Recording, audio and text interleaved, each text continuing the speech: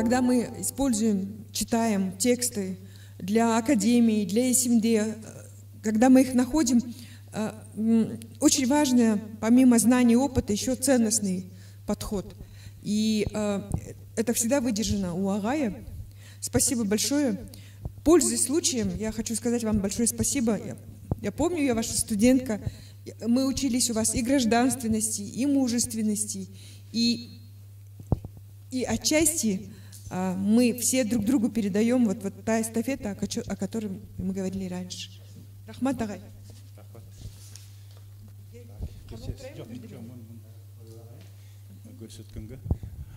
Рахмат. Урматтуу достор, мына бүгүн биз жарандык агартуу жөнүндө сөз кылып атабыз да. Буга чейин ушундай кыймылдар, толкундар болуп турган. Мисалы үчүн 19-жылдын аягы, 20-жылдын башында бизде кайсы бир деңгээлде жарандык агартуу дегенге татар, башкыр мугалимдери келип туруп бизге таасир берип, революцияга чейин анан бизде кыргыздын алгачкы китептери чыккан. Кыргыз тилинде, араб графикасында өзүнчө жадидизм кыймылы болгондо, жөн эле Куранды жаттап окуй бербегиле. Силер география бар, география, математика, ушундай башка илимдер бар, ошолорду да окугула деп. Ошондо аябай мага өтө кызык болду да. Эсир кезинде тыюу салынган китептердин бирин кийин мен Ташкентте Чыгыштан институтунда алардын кол жазма бөлүмүндө сакталып калган баягы китептердин бири Осмоналы Сыдык уулунун Мухтасар тарихи Кыргызия, анан Кыргызы тарих Шабдани деген ушундай эки китеп революцияга чейин тарих китебин чыгарган экен. Анан ошондо ал жазып атат. Ошол кездеги эң мыкты америкалык ойлоп табуучулардын биринин ысымын жазып, кап бизде билимдүү болгондо баланча дагы ушундай болбойт беле деп жазат да. Анан алар жөн гана үндөбөстөн өздөрү дагы элдин арасына барып, окутуп, жөн эле Куран жаттабагыла деп ушундай таалим кылганда, мына кээде мен могу азыр бизде мечиттердин алдында бир Куран жаттаткан курстар ачылыптыр да. Тим эле ошого да баргым келип кетет. Барып, силер мына компьютерди үйрөнгүлө, башкасын үйрөнгүлө, дүйнөнү тааныга, Дарвиндин окуусун да таанып койгула деп ушундай үндөгүм келет да. Анан биз бүгүн мына Элмира Ногойбоева менин эң мыкты студенткалардын бири, мына азыр эң жакшы бир демилге жарандык агартуу академиясы дегенди, андан башка эсимде деген долбоорду түзүп жатат. Анан үйдө эле отуруп бербейсиңби? Ушунун баарын жасабай эле. Кечээ бир кызык окуя болду. Мен ушу чет өлкөгө кетерде жанагы ПЧР, кыргызча ПЧР, орусча ПЦР, ошону тапшырыш керек экен. Анан бир жерге барып карасам, үймөлүктөп эле аарыдай ызылдап атышат. Дароо мен аларды эки көрдүм. Бири көрсө жанагы хан тапшыруучулар экен, бири ПЧР тапшыруучулар экен. Жөн эле экиге бөлүп койдум. Анан бири-биринин тааны ошондой ирет менен кирели дедик. Жөн эле нерсе. Анпешимде эле мүмкүн эле, мен эле ызылдап жүрө беришим мүмкүн эле. А бүгүн барсам, менден да өткөн бирөө бар экен. Ал кагаз алып туруп, өзү тизмелеп аттарын, фамилияларын жазып коюп, бу меникинен да тартиптүүрөөк болуп тур. Бүгүн дагы бирөөлөр чыгат. Бүгүнкүдөн да алдыга чыгат да, ошо аква кежини жакшылап сындап, коомдук тармактардан жазып, анан алар жанагы автоматтык түрдө кнопканы басып койсо, номеру чыккан нерсени жиберет. Мен муну эмне үчүн айтып атам? Өзүңдүн коомдук турмушуңду уюштурганда кайдыгер болбогун, дароо активист болгон. Эч кимден, президенттен, акимден, ата-энеңден уруксат сурап отурбай, дароо силер ишкер болгула, ишмер болгула, ошону жүзөгө ашырганга уюштуруучу болуп чыккыла. Мына бүгүнкү биздин жарандык академиянын башкы девизи менимче дал ушу болуш керек: жаратман болгула. Мына ошондой менин өзүмдүн кесибим мугалим, ошон үчүн бүт дарсымдын арасында акырын билдирбей же ачык эле нотация окуй берем. Аны туура кабыл аласыздар го деп ойлойм. Анан бүгүн биз өтө маанилүү бир сабак өтөлү деп жатабыз. Ал ушул бүгүнкү темага да байланыштуу. Кыргызча айтып атсам түшүнүктүү болуп атабы? Абдан жакшы. Анан монолог болуп кетип атса, кол көтөрүп туруп суроо бергиле, ошондо баарлашуу болот. Биз башка бир дүйнөдө жашап атабыз, өзү билбеген дүйнөдө. Көп этностуу Кыргызстанда. Буга чейин көп этностуу Кыргызстанда кыргыздын үнү жакшы угулбай, ошон үчүн 1988-жылы Чыңгыз Айтматов баштаган кыргыздын айдыңдары, интеллектуалдар кош тилдүүлүк деген ураанды көтөрүшкөн. Кош тилдүүлүк деген эмне? Бир жагында орус тили, ага тең ата кыргыз тили да жашасын деп, кош тилдүүлүк. Ал тоталитардык советтик система учурунда болгон. Көрбөйсүңөрбү? Андан 10 жыл мурда бизде Махмуд Кашкари Барскани деген окумуштубуз. Өзү Ысык көлдөн чыккан экен. Дүйнөнүн картасында мусулмандар буга чейин Мекке Мединаны дүйнөнүн чордону кылып көрсөтсө, Махмуд Кашкари Барсканын картасында дүйнөнүн чордону Ысык көл. Кыргызстандын теңир тоолору. Көрбөйсүңөрбү? Бул окумуштуу дагы ошол учурда кош тилдүүлүк үчүн көрүшкөн. Араб тили менен тең ата түрк тилдери деп. Түрк тилдерин албетте ал баардыгын бир тил деп түшүнгөн. Анын ичинде диалектилерин да көрсөтүп берген. Анын арасында кыргыз тилин ал эң таза түрк тилдеринин бири деп көрсөткөн. Муну эмне үчүн айтып атам? 10 жыл мурда кош тилдүүлүк үчүн көрөшкөн кишилер экен. Бизде кайдыгер болбогон атуулар ошол бүткүл совет доорунун тарыхында жөн гана керт башы үчүн жашабастан коом үчүн жашаган. Жана жогоруда абдан жакшы 4 деңгээл, 5 деңгээл деп айтышты. 5-чи деңгээлге Далай-лама киреби деп сурайын деп, анан тиги тамашалап сурасам болмок экен, кийин өзүнөн сурап алабыз. 5-чи деңгээл кайсы деген суроо болушу мүмкүн да. Дагы арыңардан бири айтышы мүмкүн, ой 5-чи деңгээлге Арстан Алай кирет. Өзүн Кудай деп салды деп. Бул баардык цивилизациялардан жогору өзүн эсептеп койду деп. Анан ушул жагынан алганда албетте кадырсе турмушта кишилер чын эле 1-чи, 2-чи деңгээлдеги ушундай категорияда жүрүшү мүмкүн, туурабы? Бирок өзүнүн пенделик руханий турмушунда кыргыз коомунда да дароо эле эң жогорку деңгээлге да чыгышкан. Мисалы үчүн цивилизациялар аралык деңгээлди түшүнүүгө көп эле Манасты айта бересиңер деп айтылышы мүмкүн. Бирок ошонун сабагын билбей атпайбыз. Мисалы үчүн Манастын эң мыкты досу ким? Кытай. Колуктусу каяктан? Бухарадан. Бул цивилизациялар аралык баарлашуу дегенди көрсөтөт. Өзү көчмөн болсо, бул жагынан отурукташкан өрөөндөн, Мавереннахрынан, Бухарадан, бир жагынан Кытайдан көрүңөрбү? Мунун баары бизге символ катары. Биз өзүбүз жалаң гана кыргыз болуп чектелбестен дүйнө менен баарлашыбыз керек деген нерсени ошо жөнөкөй эле китепте Манаста ошондой камтып коюшкан. Көрүңөрбү? Жогорку деңгээлге чакыруу бизде бар. Эми бүгүн мен кээ бир сүрөттөрдү да көрсөтөйүн дегем, ошо көз каран эместик жөнүндө атайын биз Эгемен өлкө демократиялык коом эркин атуу деген китеп чыгарганбыз. Мында да көп ар кандай пикирлер бар. Жалпысынан концепциясы ушу: биз эгемен өлкөгө жетиш үчүн күрөшкөн бабаларыбызды биле жүрүшүбүз керек экен. Мына ошолордун бири Азамат Алтай. Дароо бул кишиге тескери сөздү айталык. Бул киши 2-чи дүйнөлүк согуш учурунда, мен 2-чи дүйнөлүк согуш учурунда деп айтканын бир маселеси бар. СССР өзү расмий түрдө согушка кире элекмин деген учурда бул кишилер 1940-жылы Балтика бойын басып алганга катышкан.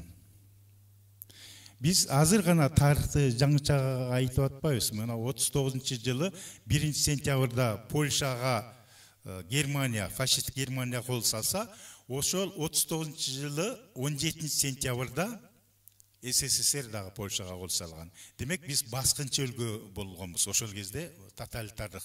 Муну азыр гана биздин тарыхнамабызга Кыргызстанда кирип атат, Орусияда кийделе кайра чыгарып атат. Ал жерде мындай идеологиялык, цензуралык тазалоо жүрүп атат да, бирок чындык айтканда өз нугунан бузулбайт.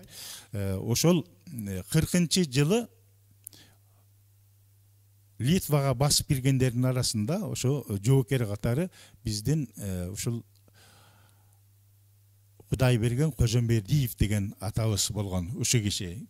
Анан ал айтат, бизди жергиликтүү элдин баары жек көрчү дейт. Себеби алар эмне үчүн литвалыктар жек көрөт? Биз аларга социализм деп келип атпайбызбы? Жыргаталы деп атпайбызбы? Анын арын бизге кереги жок, бизге эгемен өзүбүздүн коомубуз керек деп чыккан. Ошону түшүнгөндөрдүн бири ушу киши болгон. Кийин анан Гитлер эсирге кол салгандан кийинки согуш учурунда өзү туткунга түшүп калган. Бизде туткунга түшкөндүн өзү Сталиндик ошонун түшүнүк боюнча чыккынчылык болгон. Пенделик түшүнүк боюнча туткунга түшкөн, аргасыз туткунга түшкөн, бул айып эмес. Кишинин эң негизги баалуулугу эмне? Өмүр. Туткунга түшсөң дагы өмүрүңдү сактап калышың керек. Ал жерде өмүрүңдү сактап калсаң, өзүңдүн элиңди колдогонуң ошол болот. Өтө кыйын шартта дагы өзүңдүн өмүрүңдү сакташың керек. Бул киши анан туткунга түшүп концлагерде да болот. Кээде ушундай туткундан качып чыгып партизандык отрядтарга катышып кайра колго түшкөн учурлары болот. Анан акыры ушу Франция жергесинде ал эркин болот. Ошол учурда дагы далай кишилерди, кыргыздарды көрөт. Кийин согуш бүткөндөн кийин өз ыктыяры менен келе жатса, силер азыр Орусиянын фильмдеринен көп эле көрүп жүрөсүңүздөр, сабай баштайт. Бул кишини уруп токмокко алып, сен киши эмесиң деген мамиле кылып атканда, буга чейин эскерткендер турбайбы деп анан ал жанын сактап, анан кайра качып кетет. Батышта калат, Францияда жүрөт. Ошол учурда жөн эле жүрбөйт. Абдан мыкты орус тилин билген мыкты кишилер менен, окумуштуулар менен жолугушат. Керенский менен да жолугат. Мустафа Чокой деген атактуу казактын саясатчысы болгон. Бир кезде Түркстан автономиясы деген өзүнчө демократиялык бир түзүлүштүн премьер-министри болгон. Мана ошол кишинин жесирине жардам берип, анын китебин чыгартат. Эмиграцияда журнал, гезиттерге макала жазат. Мана жана биз Элмира ага айтпадыкпы, жөн эле жүрбөйсүңбү дегенде. Бу да жөн эле жүрүшү мүмкүн болчу. Абдан жөн эле жүргөн кишилер көп. Бирок а киши активдүү, жигердүү түрдө ошол согуш туткуну андан кийинки учурда дагы өзүнүн интеллектуалдык жагын көрсөтүп, кыргыз үнүн билдирет. Анан 1953-жылы Сталин өлгөндөн бир нече күндөн кийин Азаттык үн алгысы ачылат. Ошонун Кыргыздын алгачкы алып баруучусу ушу Азамат Алтай болгон. Кийин а киши жөнүндө биз кийинки сүрөтүн мына Ала тоонун батыштагы бүркүтү деген китеп жазганбыз. Ошол китептин бет ачары, башка жолугушуулар учурунда мага айтып калышты, бул кишиге каршы бирөө сүйлөгөн атат. Эмне кылалы? Сөз берелиби жокпу? Сөзсүз сөз берелик. Себеби биз мындай цензуралык, баягы башка пикирди чектеп коюучу коомдон узап жатып, анан кайра ошол коомдун өзүнүн тартибин таңуулабашыбыз керек да, туурабы? Анан сөз бердик. Раматылык Жаныбек Жанызак деген бир публицист, журналист, интернетке дагы жакшы салымдары бар, өтө көз карашында ар кандай чалкеш жактары да бар, мыкты жактары да бар киши чыкты да. Силер эмне даңазалап атасыңар? Булар чыккынчы да деди. Мына дароо азыр деле бизде эки көрүнүшү мүмкүн. Азамат Алтай чыккынчыбы же кыргыздын мыкты атуулубу деген. Мен жооп бердим. Азамат Алтай өзүнүн жүрөгү менен берилип, өзү түшүнгөндөн кийин тоталитардык советтик мамлекетке каршы күрөшкөн. Демек ал диссидент, ал чыккынчы эмес. Ал эми эч качан ал Кыргызстанга, кыргыз элине каршы чыккан эмес. Кайра Кыргызстан өнүксүн, Кыргызстан демократиялуу болсун деп өмүр бою ошол идеянын жарчысы, рупору болгон. Демек кыргыз элинин атуулубу, ошон үчүн өтө кой кийинки сүрөтүн. Мына дагы бир кыргыздын башка атууларынын бир тобу экен. Бул жерде Чыңгыз Айтматов аксакал гана жок, бирок Чыңгыз Айтматов менен ошол чет жерде Азамат Алтай абдан көп жолуккан. Кээ бир кишилер Азамат Алтайга жолуккандан коркчу. Чыңгыз Айтматов, Болот Миңжилкиев сыяктуу саналуу кишилер тайманбай аны менен жолугушуп, аны менен баарлашып колдошконда, бул жерде Кеңеш Жусупов деген эң солдогу кыргыздар деген жакшы топтомду жыйнап чыгарган, Ата журт деген китепте жазган бир кезде. Ата журт деген сөзү бир кезде Совет учурунда табуу болуп, Родина деп атайлы. Менин мекеним, эсир менин родинам деп жазышы, кыргыз тилинде Родина деп. Ата журт деп койсо, ал өзүнчө эле мындай саясий жактан төмөн сөздү колдондуңар деген учур болгонда. Атыбыл Ал Токумаев деген акын атабыз дагы ошондой чыккан, Родина деп колдонуп жүргүлө эсирге карата деп. Жанында Бексултан Жакиев жакында каза болду, билесиздер, кыргыздын баатырларынын бири, драматург. Бул киши дагы Азамат Алтайдын архивин алып келип, ал жөнүндө жакшы көп маалыматтарды таркаткан инсан болгон. Мына төрдө Азамат Алтайдын жанында отурган Түгөлбай Сыдыкбек уулу. Бизде эгемендикти эңсеген диссиденттер болгонбу, болгон эмеспи деген сыяктуу сөздөр болсо, номер биринчи диссиденттердин бири ошо Түгөлбай Сыдыкбек уулу болгон. Ал коммунисттик партияга эч өткөн эмес. Албетте бир кезде Сталиндик сыйлык алган биздин заманын кишилери деген чыгармасы үчүн. Бирок өзү дайыма чындыкты, акыйкатты айткан. Анын Көк асаба деген чыгармасы Усубалиевдин учурунда сындалып жарыяланган эмес. Себеби Көк асабада Энесай кыргыз каганаты жөнүндө сөз болот.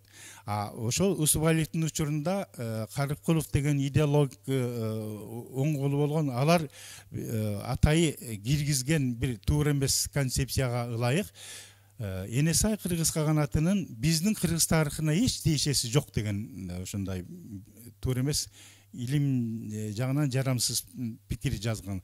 Ошого каршы Көк асаба деген чыгармасын жазып атат. Анын жанында жогоруда Казат Акматов деген КДКнын лидерлеринин бири, жазуучу болгон. Анын ылдый жагында Жалил Садыков. Бул бир кезде ошол 80-жылдардын башында Манастын уулу Семетей деген чыгармасы өзгөчө эске сакталып калды да, ушундай рухту ойготкон, баягы тоталитаризм, маңкурттук доордо рухту ойготкон жакшы чыгармалардан болгон. Кийин кыргыздын гимнинин авторлорунун бири болду бул киши. Мына андан кийинки сүрөттө коесузбу? Мына биздин Элмиркандагы жакшы макаласы бар, Ногойбаева эжеңердин. Бул Кубанычбек Нурбеков жөнүндө. Биз жакында атайын илимий конференция уюштурдук. Анын өзүнүн жары, жубайы дагы келди. 91-де өзү теги Корей апа экен, Лариса Григорьевна. Бирок мага кайнатам Жылдыз деген ат берди эле, мени Жылдыз апа дешет деп жакшы сүйлөп берди да. Анан орусча да мыкты билет экен. Анан атайы ошо күйөөмдү жакшы көрүп, мен кыргыз тилин үйрөндүм деп жакшы сөз сүйлөп берди. Анан ошол кезде мурдагы Кыргызстан Компартиясынын борбордук комитеттин катчыларынын бири, мурдагы идеологиялык лөктөрдүн бири Медеткан Шеримкулуу уулу турду да, андан дароо эле сурады. Менин күйөөмдүн эрте өлүп кетиши үчүн ушу Кыргызстан Компартиясынын борбордук комитети күнөөлүүбү деди. Мына көрүп атасыздар, 1985-жылы эрте эле каза болуп калган. 28-жыл Чыңгыз Айтматов туулган жылы туулган экен. Бул киши Нурбековдун эң чоң ошол диссиденттик ою. Мына айтканда диссиденттик деле эмес, себеби ал СССРдин конституциясындагы эле жобону айткан. Ал жободо баардык жагында кашкайтып жазылган. Ар бир ошол союздук субъект өз ыктыяры менен СССРден чыга алат. Аны биз деле окучубуз. Бул киши аны ошо өздөрүнүн доктордук диссертациясында дагы, анан кийин монографиясында да ушул ойду жазып берип койгон үчүн ал кездеги лидер Турракун Усубалиев мындан криминалдык бир нерсени издеген, аларга балким идеологиялык бир курмандык керек болгон, биз СССРди өзгөчө жакшы көрөбүз дегендейди билдириш үчүн Кремльге. Анан бул кишини улутчул катары ошондой күнөөлөшкөн. Анан кызматынан ошо улуттук университетте, азыркы мурдагы Кыргыз мамлекеттик университетинде бир кафедранын башчысы болчу, кызматынан таптакыр алган бул профессорду. Анан ал жан соолап бир жол менен Пельше деген өзү Балтика боюнан чыккан бир лидер болгон. Ошого жолуккан. Ал бир аз арачалап калган, бирок ошондо дагы академияда жөнөкөй эле бир кенже кызматкер деген орунга кайра келген. Анан албетте карьераң өлдү деген сөз болгон. Кийин а киши 85-жылы каза болду. Эгерде азыр бүгүн тирүү болгондо байбичеси 91-де экен, а киши 92-де татынакай жайкалган аксакал болуп төрдө отурмак. Бирок бул киши ойготуп кетти. Кыргызстан дагы чыга алат, СССРден чыга алат экен деп. Мына көрдүңөрбү, бизде эгемендик үчүн күрөштүн өзү мылтык менен жанагы сөзсүз эле басмачылык күрөш эмес. Ал басмачылык күрөштө дагы албетте эгемендик идеясы болгон. Бирок интеллектуалдык күрөш андан дагы өтө олуттуу жана коркунучтуу болуп саналат. Анан 1990-жылы Кыргызстанда дал ошол Нурбековдор каалаган интеллектуалдык күрөштөр башталган. Ошол күрөштөр жөнүндө дагы сөз болсун. 1990-жылы 1 январда 2 демонстрация болду. Анан февралдын башында дагы бир демонстрация болду. Ошо бийликтерге каршы. Андан кийин чачкын уюмдарды бириктириш үчүн кыймылдар башталды. Жалгыз жоокер, мындай айтканда аскер, армия боло албайт деген сөз эмес, бар эмеспи? Апрелдин ичинде 1 Асаба деген коомдук уюмду түзүү аракеттери болгон. Анан ал коомдун башчысы болуп Кадыр Маатказиев деген инженер жигит шайланган. Биз мүчөсү болдук. 1 майда 90-жылы ал кезде коммунисттик митинг болгон. Ошо митингге альтернатива кылып, көк асаба көтөрүп, көк транспарант жазып, ал дагы жана Түгөлбай Сыдыкбектин чыгармасынын күбүсү менен демократия, даёш демократия, демократия болсун деген сыяктуу урандарды алып, коммунисттерден кийин биз атаандаш демонстрацияга чыктык. Айчүрөк үйүнүн жанынан, соода үйүнүн жанынан бизди көпкө чейин кармап турушту. Жок, биз тынч жол менен өтөбүз деп талап кылдык. Бул биздин конституциялык укугубуз деп. Анан акыры уруксат беришти. Ошондо парадтан өтүп атып, трибунада турган ошол кездеги компартиянын жетекчиси Абсамат Масалиев агайды да көрдүм да. Анан а киши мындай капалуу карап турду, таң калгандай капалуу карап. Бирок бизге уруксат берди. Дароо айтыш керек, ошол бирдеме болсо эле Кремльди карайлычы, Москваны карайлычы деп жүргөн Абсамат Масалиевдин абдан көп минустарынын бири ал эскичил коммунист болду. Бирок эң мыкты жагы, сапаты, эми көз өткөндөн кийин биз ачык айтыш керек, ал өзү дагы толеранттуу, сабырдуу экен. 90-жылы октябрь айында бизде ушундай бир саясий ачкачылык деген башталган КДК уюм түзүлгөндөн кийин. Ошо КДК уюму 90-жылы 25-26 майда өткөрүлдү. Андан кийин Ош окуясы башталды. Өзүңүздөр билесиздер. КДК уюм түзгөндө эми биздин дагы бир жагыбызды айталы. Кыргыз демократиясы эмне үчүн бул коңшу өлкөлөргө караганда мындай тамыры тереңирээк болду деген бир сөз болушу мүмкүн. Менимче ошо Борбор шаарыбызда башка этностордун өкүлдөрү жашагандыгынын эң мыкты таасири дагы болду деп эсептейм. КДКнын ичинде Наталья Аблова, анан отец Владимир ушу сыяктуу бир кийин Виктор Черноморец кирди. Ушундай орустун мыкты өкүлдөрү да болгон, дунган, уйгурлардын өкүлдөрү болду, өзбектин өкүлдөрү болду. Биз жалпы Кыргызстандын таламын ушундай этностордун жалпы таламы катары, демократиялык талам катары көтөрүп чыктык. Бул биз үчүн мына жарандык коомду түзүп аткан биздин коом үчүн өтө маанилүү. Татынакай эле теги башка спортчуларыбыз Кыргызстандын желегин көтөрүп жүрөт. Бир бизден чыккан өзбек космонавт космоско Кыргызстандын желегин алып келди, Салжан Шарипов, туурабы? Анын баарын биз тарыхта кылдат карап атабыз да.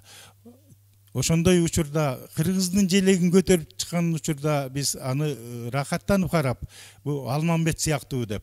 Анан башка учурда аларды кодулаган болбойт да. Ошо биздин жарандык сабактарыбыздын да бири ушу болушу керек. Бул жерде ошол Ош окуялары учурунда уюштурулган Бишкектеги чоң митингдердин бири. Мында Топчубек Тургуналиев Жипар Жекше сүйлөп жатышат, КДКнын 5 тең төрагасынын экөө. Андан кийинки сүрөттү коюңуз. Анан жогоруда айтканда саясий ачкачылык жараны. Ушу бизде демократиялык жыйын дегенде, эгемендик үчүн күрөш дегенде эч качан Кыргызстан бөлүндүдө болуп күрөштү деп айтпашыбыз керек да. Мына КДКнын уставынын долбоорун мен даярдагам. Программасынын долбоорун Камила Кененбаева деген ошо кыргыз келиндер пединститутунун доценти даярдаган да. Мен асмандан алган жокмун да. Буга чейинки коомдук уюмдарды түзгөнбүз, Кыргызстан жаштарчылар жамааты деген. Анан бизге көрүнбөгөн жолдор менен Эстон элдик майданы, Народный фронт, Союдис, Орусиянын өзүнүн демократтардын документтери, уставтары келип турду. Биз алардын баардыгын салыштырып, Кыргызстандын кыртышына ылайыктап, өзүбүздүн таламдарды кошуп чыкканбыз. Демек, бизди да колдоп турган ошо сырткаркы башка республикадагы демократиялык күчтөр болгон. Мына ошо жөнүндө мисалы үчүн жакында мондай китеп чыкты.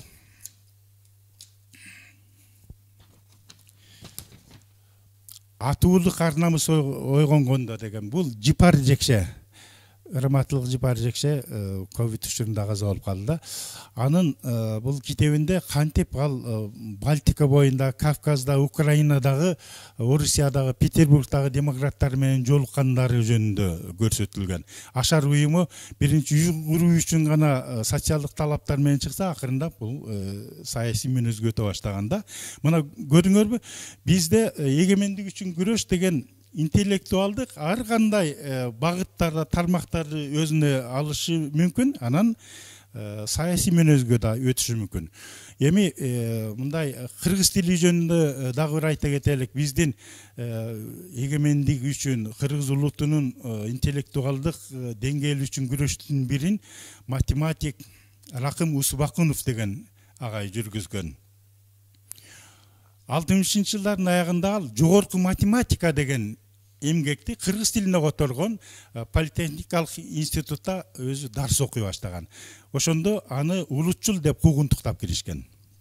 Ошондо биз тарыхка жакшы киргизе элекпиз.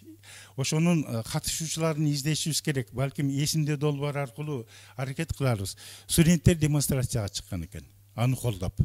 Анан акыры ал студенттерге жалынган, мени аясаңар анда демонстрацияңар токтоткула деген. Бул өзүнчө тарых. Усубакыновду ошондой куугунтуктагандан кийин тымызын биздин интеллектуалдарда башкача дагы ойгонду да. Мына улуттук энциклопедияны түзүүдөн башка андан тышкары тармактык сөздүктөрдү түзө башташкан. Мына архитектура боюнча, археология боюнча, биология боюнча, медициналык илимдер боюнча абдан көп тармактар боюнча түзүп киришти да. Мен коңшу Өзбекстанга барып, ал жакта 5 жыл окугам, 83-88 жылдар. Ал жерде татынакка эле жогорку окуу жайларда өзбек тилинде окучу. Бизде ушундай окуу аракеттери кийин гана башталды да. Мунун баарын эмнеге айтып атам? Бул жаран сөзсүз эле көчөгө чыгып демонстрацияга чыкпашы керек. Андай зарылчылык болсо ага да чыгыш керек. Бирок өзүнүн тармагында оңдогонго, ишти жакшы жакка багыттаганга даяр болушу керек. Жана салым кош керек. Жана бир эле мисалды айтпадыкпы, Элмиранын деле айттык, жөн эле үйдө отура бербейсиң, эмнеге муну уюштуруп атасың деген сыяктуу. Эмне үчүн жана Орхан Инандыны колдоп чыгып атышат. Алардын баардыгы кайдыгер эмес кишилер. Эми дагы бир кийинки могул сүрөттөрдү көрсөтөлүк. Төртөө тең ошол кездеги тарых факультетинин студенттери, менин студенттерим. Биринчи жолу жана саясий ачкачылыкка чыкканда биз тоталитардык түзүлүштүн негизги куралы бул коммунисттик партиянын режими болчу. Бир партиялык система. Ошо бир партиялуу система жоюлсун, көп партиялуулук болсун деп чыкканбыз. Анан анын арасында ошондой сөз таркатышкан. Бу жалаң эле Кыргыздын улутчулдары чыгып атат депчи. Элди ал кезде Бишкекте абдан көп орус тилдүү башка улуттун өкүлдөрү да бар болчу. Ошентип кагылыштырганга да аракет кылышканда, ошондой болбосун үчүн жана саясий ачкачылыкка чыккан кишилер моундай көрүң, бир катасын да таптыңарбы, бирок орус тилинде өзүнүн идеясын берип жатышат. Ушундан эч коркпогула. Мына азыр деле өзүңөрдүн идеяңарды башкаларга билдириш үчүн жалаң кыргызча көтөрбөстөн арасында англис тилинде коюп койсоңор дароо кетет, дүйнөгө кетет, дүйнөгө түшүнүктүү болот дегендей. Анан дагы бир кызык нерсе, ошо 90-жылдын октябрдын башында КДКнын өкүлү катары мени Украинага жиберишти. Ал жерде конференция народных пораженных Россия деген бир таң калыштуу аталышта бир жыйын болгон. Демек, Орусия колдандырган элдердин өкүлдөрүнүн жыйыны деген да. Ошого КДКдан жалгыз мен бардым. Ошол жерде Крещатик деген айынты бар эмеспи? Жалаң ыңкылаптар болгон. Ошол жерде алар бизден мурда саясий ачкачылык жүргүзүп атпыр, коммунисттик режим куласын деп.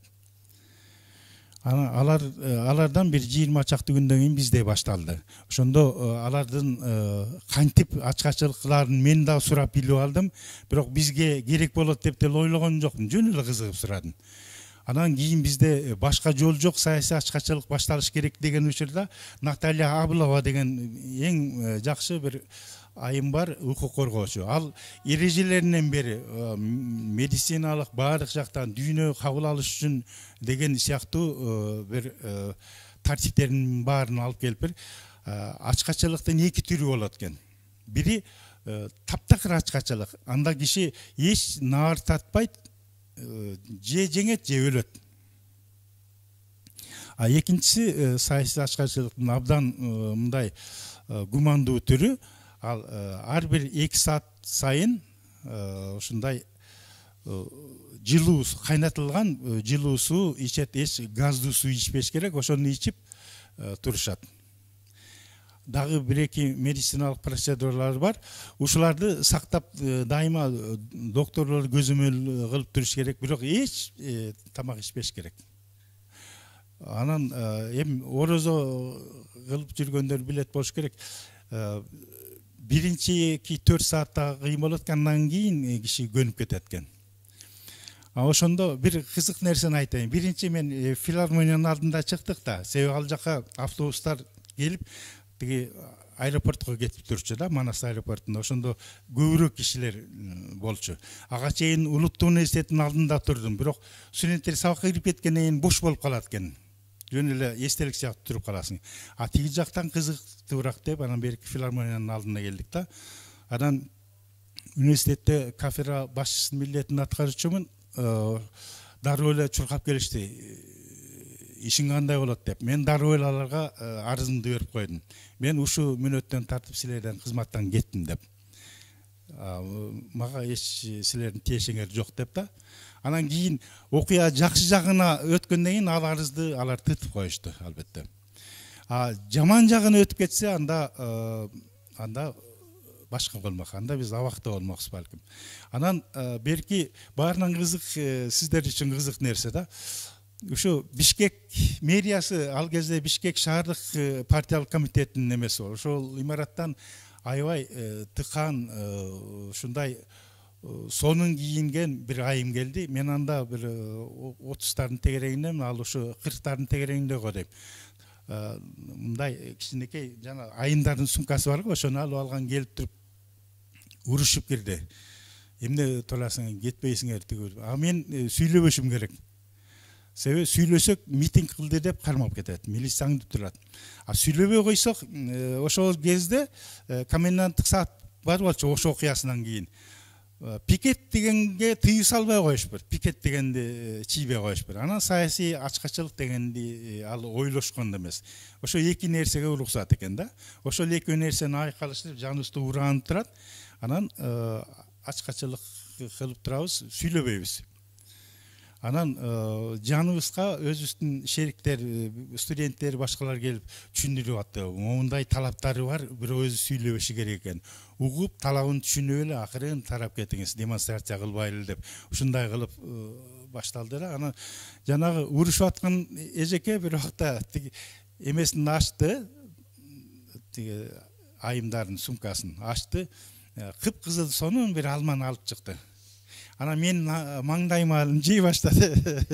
Ушундай бир кандай десем, психологиялык бир эме жасады да, чабуул жасады. Ошо кайсы эжеке эле деп такыр эстей албайм.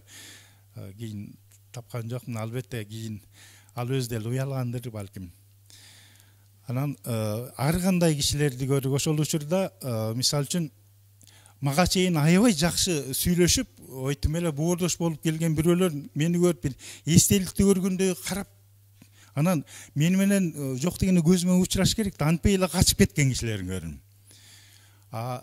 Имаева деген, Нурила деген бир эжекебиз педагог. Ал үйүнөн жана жылуу эмени алып келди. Ошондо жаан чачын башталган жылуу деп койчу эле, тизеге жаап алышат го. Ошондой. Анан Эмил Үмөталиев өзү жаан өтпөгөн бир абдан жакшы бир аскерлик плащ алып келди.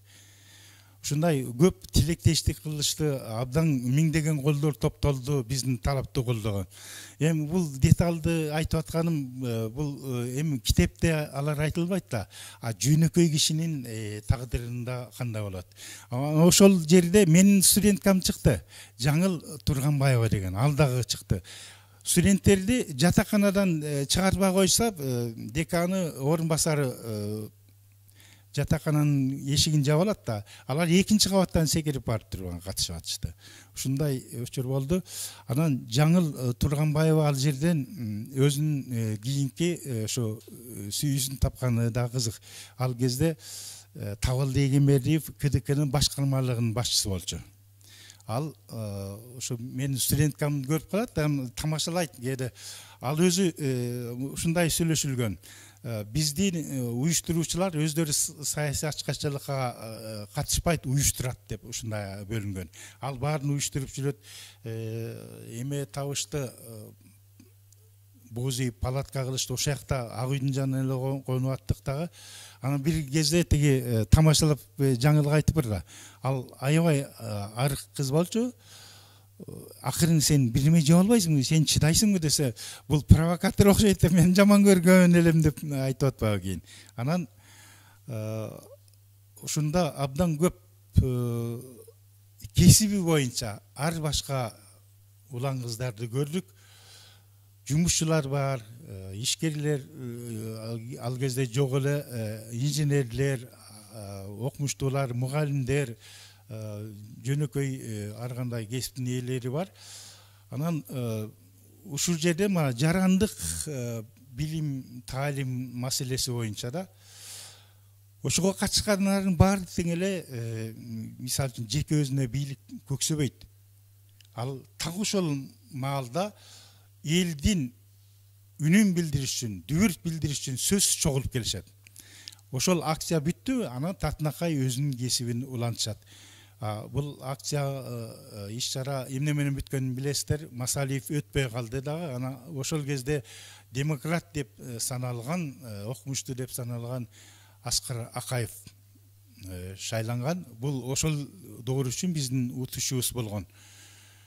Кийин 2 жылдын ичинде гана анан кийин Акаев акырын коррупцияга илине баштады. Аны кийин билдик да. Бирок ошол учурда, ошол жылдары, ошол айлары ал туура салыштырма туура талапкер болгон деп эсептейбиз. Анан көрүңөр, жөн мотураган студенттер 20 жаштардагы эле, силер сыяктуу эле. Кийинки сүрөт.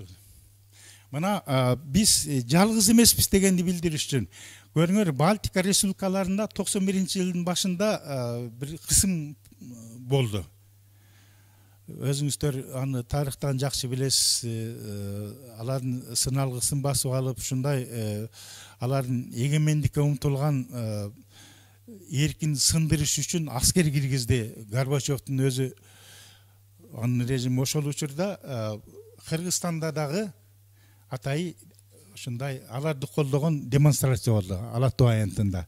Мына бул таркап кеткеле деп милиция айтып атат. Эмнеге таркайбыз деп мына ошо Ашаар КДКнын өкүлдөрү, карапайым кишилер турушат. Мен өзүмчө ойлоп калам, мына өзүм болсом керек депчи, ошо бирок жүзүнөн билбейсиң. Ушул жерде биз да жүргөнбүз деп коем да. Анан мунун өзү Балтикадагы, Орусиядагы демократ күчтөргө КДК дайыма ыраттуу кызматташып, баарлашып тургандыгын далилдейт. Кийинкисин анан КДКнын 1-курултайы деген уюмдун уюштуруучу жыйынынан кийинки бир чоң окуясы болду. Уюштуруучу жыйын 90-жылы 25-26 майда болсо, бул КДКнын курултайы 91-жылы февраль айында болду. Анда 5 тең төраганын ордуна 3 тең төрага шайланган. Мына Жыпар Жекше каза болуп калды. Кадыр Матказиев мурдагы 5 тең төраган бири. Казат Акматов, анан бул Өмүрбек Текебаев ал кезде КДКнын мүчөсү болгон легендарлуу парламенттин депутаты эле. Дүйшөн Отунбай ажы ал кезде биз эми бул туура болгонбу, туура эмес болгонбу өзү кийин тарых көрсөтөр.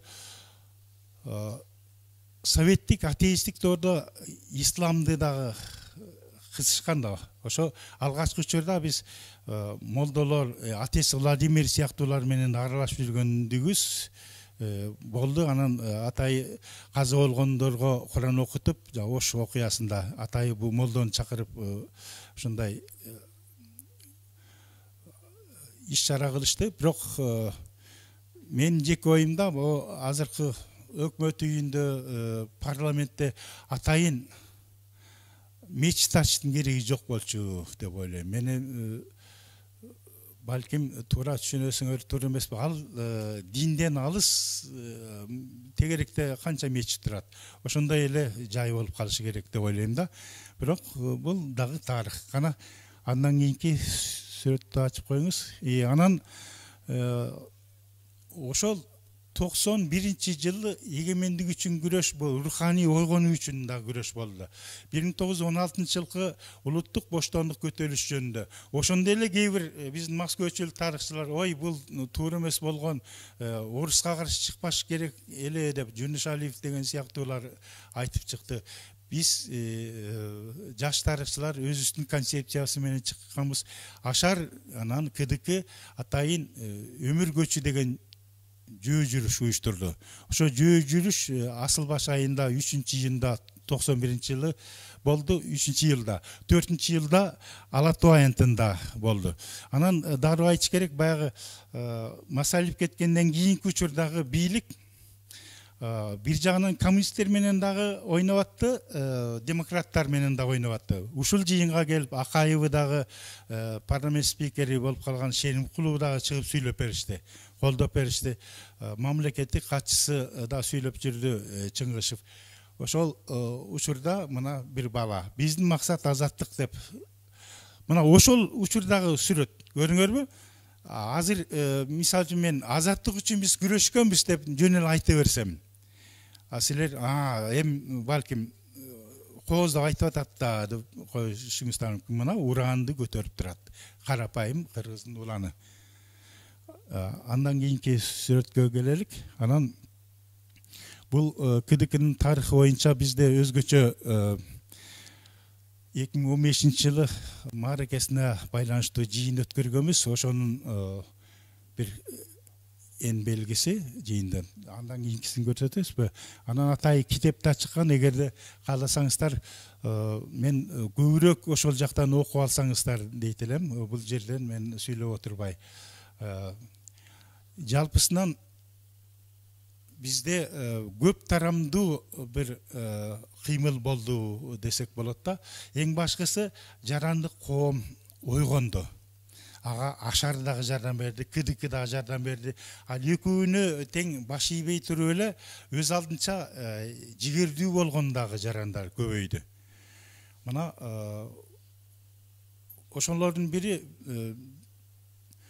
Бибира деген апа баягы бир кезде атасы көрүп калган бир кылмыштуу окуяны айтып берип, КГБга чейин айтып берип, анан акырын биздин Москалев деген археолог барып, аларга кошулуп катышып, бу эсимде долбоорду жакшы чагылдырып жүрөсүздөр, ошол кездеги жаш КГБнын кызматкери абдан мыкты баягы патриоттугу менен ошону аягына чейин жеткирип, кийин ошо өзүнүн кандидаттык диссертациясын жактады.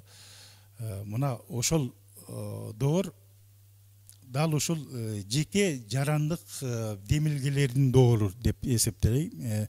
Анан 30-жылы 30-августта 91-жылы эмне болду? Ата бейит ачылды. Ошонун алдында ГКЧП деген да аракет болбоду. ГКЧП иш жүзүндө биздин Кыргызстандын эгемендик алышына аябай жакшы жардам берип кеткен окуя болду деп ойлойм. Ошону тездеткен. Болбосо Кыргызстандын көпчүлүк калайыгы таптакыр эле эсирден кол үзбөй, эсирди башка деңгээлде конфедерациялык бир ынтымак. Мына азыр биз Европа биримдиги деп атабыз. Ошол деңгээлге жетпесе да, ошол багыттагы ынтымак болот го, анан эгемендигибиз сакталуу менен ошого киребиз го деп ойлоп жатышкан да. Анан бирок коммунисттер, эски багыттагы коммунисттер бийликти кайра тизгинди бекем тутуп, тоталитардык түзүлүштү калыбына келтирүүгө эң акыркы аракет жасашты. Ошону ГКЧП деп атап калышты, билесиздер. 91-жылы 19-августта, 18-августтан 19-на караган түнү. Ошондо Кыргызстан айырмалуу болду. Кыргызстандын ошо КТР, азыркы КТРК, ошонун башчысы КДКнын мүчөсү, КДКнын башкармалыгынын мүчөсү Сатыбалды Жээнбеков болчу. Ал ГКЧПнын үнүн да берип атты, ага каршы КДКчылардын үнүн берип атты, анан Ельциндин ГКЧПга каршы чакырыгын да берип атты. Ушу Борбор Азиянын ичинен баардык жумурияттык теле радиолордун ичинен жалгыз КТР ушундай балансты сактады. Ушуну сөз эске алыш керек. Бул дагы ошол биздин журналисттердин абдан мыкты жарандык позициясын көрсөткөндүгү. Эми азыр көрөсүздөр кээде өтө оор учурларда КТРдин кээ бир журналисттери жөн эле бийликти мактап калып атпайбы? Ошондон кийин бизде ушундай түшүнүк болушу мүмкүн. КТРдагы баары кошуматчы деп. Жок, андай эмес. Аларда ушундай чыгармачыл демилгөлүү абдан көп кызматкерлер бар. Ошолордун бири мына 91-жылы өздөрүн көрсөткөн Жээнбеков жана анын кишилери болчу да. Көрүңөрбү? Баардык тармактарда биз тирешүү учурунда өзүбүздүн позициябызды жалтанбай айтканга жакын болушубуз керек. Мына азыр эле могу жерден келип калып туруп, келгиле, уу коргошун ишкиле, жакшы экен деп саламаттык сактоо министри менин жаныма келе калса, силер дароо колдойсуңарбы? Кээелери колдойт балким. Бирок көбү колдобойт. Көрүңөрбү, өзүңөрдүн позицияңарды ачык айтып атасың. Жана урматтуу биздин Роза эжекебиз абдан жакшы айтты. Биздин жетишкендигибиздин өзүн такташыбыз керек. Экономикалык жактан чын эле артта болуп атабыз. Ага өзүбүздүн жана коррупцияны оозуктай албай аткандыгыбыз, ушул сыяктуу факторлор. Анан мындай vision деп коет, көрөгөчтүк 20-30 жыл кийинкини көрө билген ушундай муун өкмөттө, парламентте болушу керек болот. Ал жагынан биз Монголиядан артта калып атабыз. Ошол жагынан аксап жатабыз, а бирок жарандык турум, ачыктык, айкындык үчүн биздин күрөшүбүз бул Казакстан, Өзбекстан, Тажикстандан алдаганча алдыда, а Түркменстан болсо таптакыр эле баягы орто кылымга чегинди. Өзүбүздүн мыкты бир нерсебиз ошо биздин тарыхыбызды да билгенибиз, анан өзүбүз жаңы нерсени жасаганга дайыр болуп турганыбыз. Менимче ошо жарандык академиянын эң башкы милдети ошол жагынан биз өзүбүздү ар ким өзүн анализ кылып ойлогонго, ойгонгонго мүмкүнчүлүк берип жаткандыгы. Мен өтө көп сүйлөп жийген жокму? Убактыңыз кандай? Ошо акырын айтыңыз. Мен болбосо 3 саат эле сүйлөй берем. Ана суроо болсо тайманбай бериңиздер. Рахмат. Атым Советбек. 90-жылы октябрда митинг кылып, ана мен мугалим элем филармония чыгып кирдик деп атпайсызбы? Ошол учурдагы азыркы ой пикириңиз эмес, ошол 30 жыл мурунку сиздин жана тегереңизде пикирлештериңизден Горбачевка тууралуу кабыл восприятие дейби, perception кандай болгон, анан Ельцинге көз карашыңыздар кандай болгон? Ошол моменттеги Горбачев анан Ельцин. Рахмат. Себеби биз психологиялык түрдө Кремльге көз каранды болгонбуз да, азыр караганда. Кремль не дейт экен деген ошо. Рахмат. Албетте, бүт баардык кишилердин атынан айта албайм, жеке өзүмдүн атыман айтам. Горбачевду биз реформатор катары абдан жакшы баалайбыз.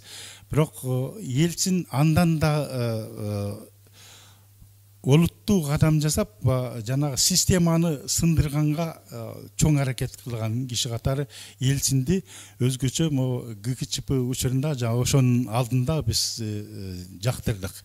Көбүрөөк жактырдык. Анан биздин бир агайыбыз бар, профессор, ошо агайыбыз менен Москвага барып калып, Ельцинди колдоп демонстрацияларга чыгышканда мен да жазылып койдум, КДКнын атынан сүйлөйүн деп. Бирок мага кезек такыр келбей койду.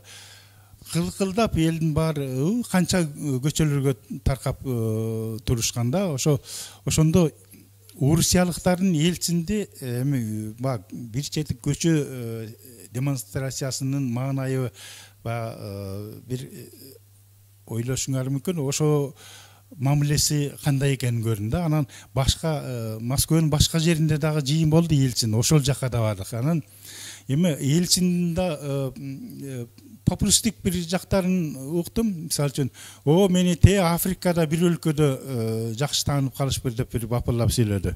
Мунусу эмне, Африканын кандай тиешеси бар деп койдум да.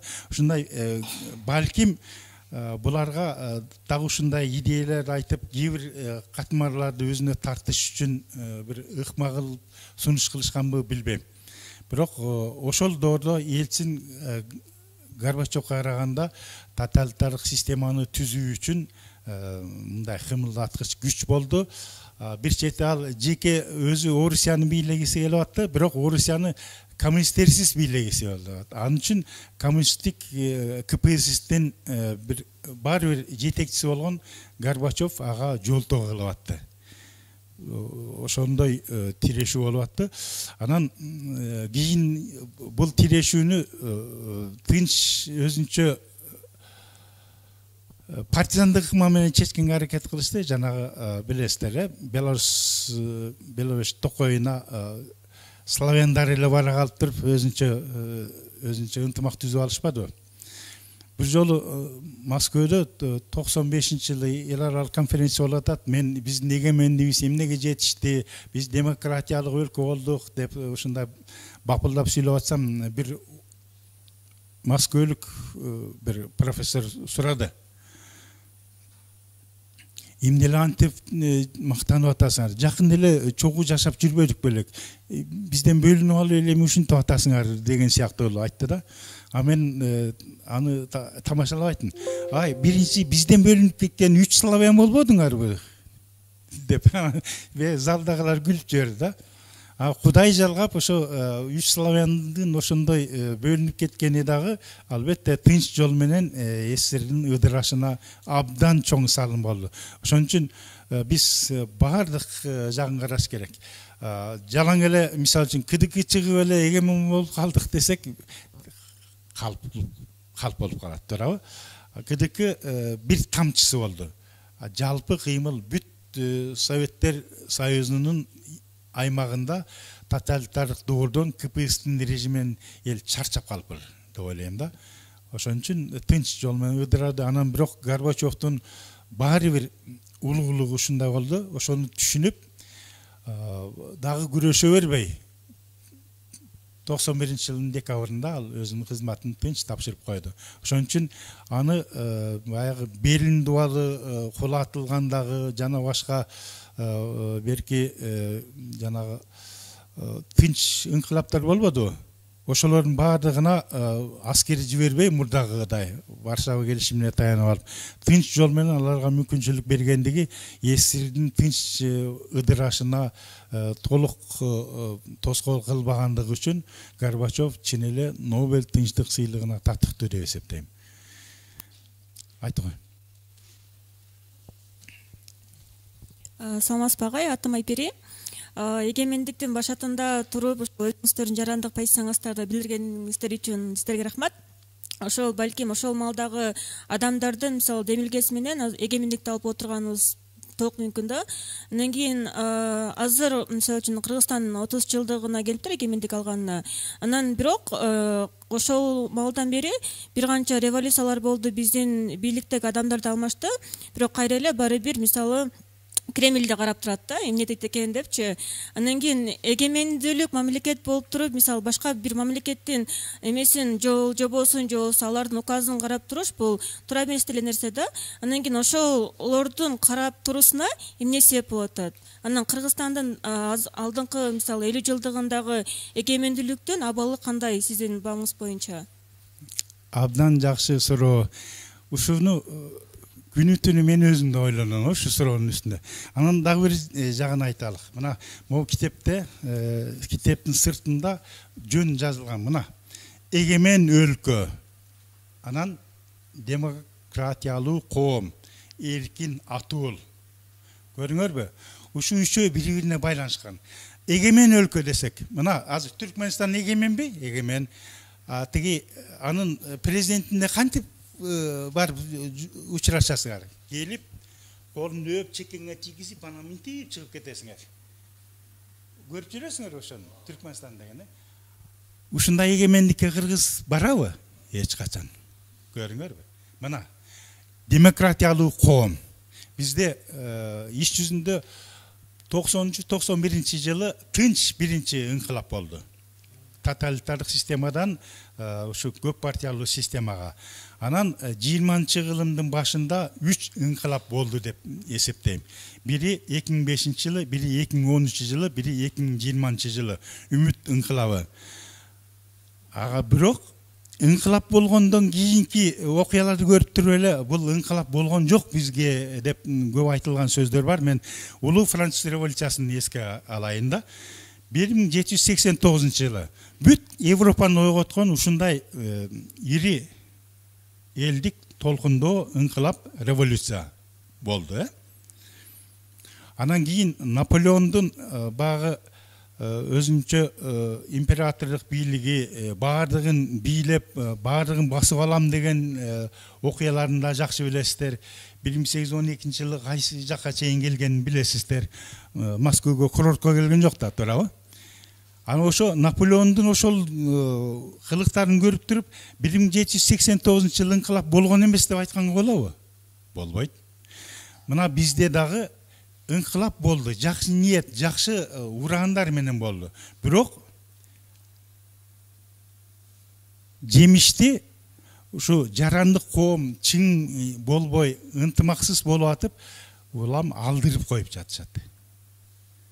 Амынын өзү инкылаптын идеясы жоголду деген эмес. Азыр дагы бизде эгемен өлкө сакталсын, демократиялык коом сөзсүз болсун, атууларыбыз эркин болсун деген талап дагы эле кала берип жатат. Маселенин бардыгы биз жаранды коом эмнени каалап жатабыз, жана эмне үчүн күрөшөбүз деген нерседе да. Жана эжекебиз абдан жакшы айтты. Мына кыздарыбыз билим алыш керек деп. Үй бүлөдө эркиндиктин рухун айымдар берет. Алар тарбиялайт, көбүрөөк тарбиялашат. Ошол коом татыктуу болот, ошол коом өз үчүн күрөшө алат. Мына сиздер ушу таалим тарбия аркылуу ошондой багытты көрүп жатасыздар. Дагы бирок параллель бири-бирин колдогон багыттар бар. Кээде атуулдук бир мындай айтканда кайдыгер эместикти көрсөтүш үчүн элдик митингтерге аралашып коюуну эч качан мындай текебер мамиле кылып карабаңыздар деп айтат элем да. Сөз катыш керек. Былтыр инкылап учурунда мен деле көчөгө чыккым келди, бирок ковидке учурап калып, анан протокол боюнча чыкпашым керек болду. Менден кийин 2-3 күндөн кийин ковидке учураган дагы бир мен замандашым бар, жашым мага окшош. Мен атын айтпай эле коеюн. Бир убакта карасам садыр деп кыйкырып жүрөт. Иш жүзүндө ал ковидти таркатып атат да. Ушундай бир кызык нерсе. Көрүңбү? Кээде өзүңдүн каалаган нерсең болот, аны аткара албаганда нерсе болот. Анан бирок үйдө жатып алып эмне кылдык? Биз интернетте силердей мыкты жарандардын постторун андан ары жарыялап, ушу сыяктуу бир колубуздан келген нерсени интернеттеги коомдук тармак аркылуу таркатканга аракет кылдык да. Мунун өзү дагы тиги бир чети дивандагы жоокер деген сыяктуу болуп калып атабы, диванда жатып алып күрөшкөн. Бирок кээде диванда жатып күрөшкөнүң күчтүүрөөк да болуп калат. Эгер позицияңды так айтып, мындай элге түшүнүгүн кеңейткенге бир салым кошкон болсоң да. Мен бир суроо бериңиз эле, ошондон четтеп кеттимби кызым? Же тура эле ошол багыт эле. Жанагы боюнча мисал үчүн азыр президенттик башкаруу дегенди референдум аркылуу таңуулады. Жеке мен өзүм ага таптакыр каршымын. Азыр да каршымын. Азыр маңдайым отурса да каршымын деп айтам. Себеби бизде президенттик башкаруу деле мына дурус, мисал үчүн Америкада көрүп атасыңар, тиги мурдагы президентти Трампты 2 жолу импичментке тартканга аракет болду. Атүгүл өзү түшкөндөн кийин да сотко сүйрөп атышат. Аякта канчалык өзүңдө мыкты президентмин десең дагы механизм бар. Көрүңөрбү? Трамптын өзү дайындаган соттун өкүлдөрү эле анын дооматтарын четке кагып атышты. Трамптын өзүнүн өкүлү болгон губернатор республикачылар айтып атты. Мен деле сизди колдоп турам, бирок шайлоодо сиз утулдуңуз деп эле. Ушундай сөз болот. Көрүңөрбү? Бизде айт деп президент айтып койсо, ойт деп бүт баары мыйзамды тебелеп аткарып атпайбы? Бизде мыйзамдуулукту биринчи кезекте ким тебелеп атат? Буга чейин тебелеп келген киши ал президент болчу. Көрүңөр, ошон үчүн кайсы бир тарыхый бир ыраттуулук үчүн бизге парламенттик демократияны анык киргизиш керек болчу да, ошол багытты сакташ керек эле. Бул менин азыркы пикирим. Буга чейинки да пикирим ошондой болгон. Себеби мен Чехияда жашап атам, ал жерде биякта да тиякта да ошол жерде көрүп атам, парламенттик демократия болгондо канчалык эл өзүн эркин сезет. Берки албетте болочокто жанагындай бийлик өкүлү өзү биринчи кезекте мыйзамды сыйлаган учурга келсек, анда айырмасы деле жок. Президенттикпи, парламенттикпи, атыйын мына Жаңы Зеландия, Австралия, Канада сыяктуу өлкөлөр. Дагы эле Британ ханышасы Елизаветанын мамлекет башчысы катары кабыл атышпайбы туура? Референдум болсо да кээ бир жерде ошону. Себеби аларга бери жагы демократия болуп атпайбы, бери жагы парламенттик демократия болуп атат. Үстү жагындагы символикасы алар үчүн мааниге ээ эмес болуп атат. Биз мурдагы классикалык марксизмдин сөзү менен алганда монархия чектелген, чектелбеген дегенине карабастан бул эзүүчүлөрдүн куралы деп келгенбиз. Азыр карап көр, дүйнөдө эң бакубат жашаган өлкөлөр чектелген монархиясы бар, парламенттик башкаруудагы өлкөлөр экен. Мен ушул жагын да айткым келет. Бул бир чийим менен, бир сызык менен чечилип кетпейт. Муну аң сезим аркылуу сиздердей жаңы муун жалпы жарандык коом ойгонсо, анан жанагындай парламенттик демократияга кайтып келишибиз мүмкүн. Шайлоо жолу менен, мыйзамдуу жол менен, конституцияга өзгөртүү жолу менен. Бирок ага чейин тактика эмне? Жарандык коом азыр дагы конституциялык укуктарын пайдаланып, жемин жедирбей коррупцияга каршы ачык күрөшүш керек. Татына кайла. Бийликтин жакшы жагын айтыш керек, баягы кемчиликтерин ачык ашкерелеш керек. Ушуну биз элге үйрөтүшүбүз керек деп эсептейм. Ошондо биз 91-жылы кандай жигердүү жаран болсок, азыркы муундар так ошондой жигердүү, ошол ишти улантып атат деп биз ишенип айта алабыз. Ошондо биз жалаң гана эгемен мамлекет эмес, тоталитардык, авторитардык режимдин эч кереги жок. Бизге демократиялуу коом керек. Ушуну жүзүгө ашырышыбыз керек деп жүрөгүбүздө жазышыбыз керек. Рахмат. Чоң рахмат агай. Китеп качан чыкты?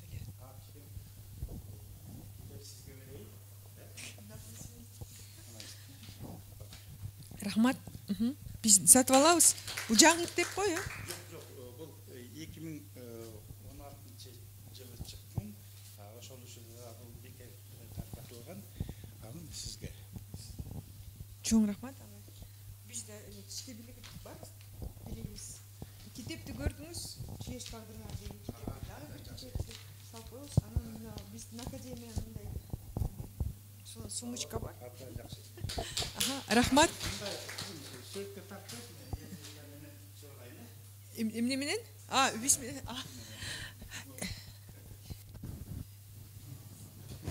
Вот это уникальная возможность, потому что Агай завтра уезжает. Вообще Агай вообще невозможно поймать. И еще это самая длинная лекция, 2 вопроса. Кто успел, тот успел, кто не успел, тот самая длинная лекция, а время на вопросы будет меньше.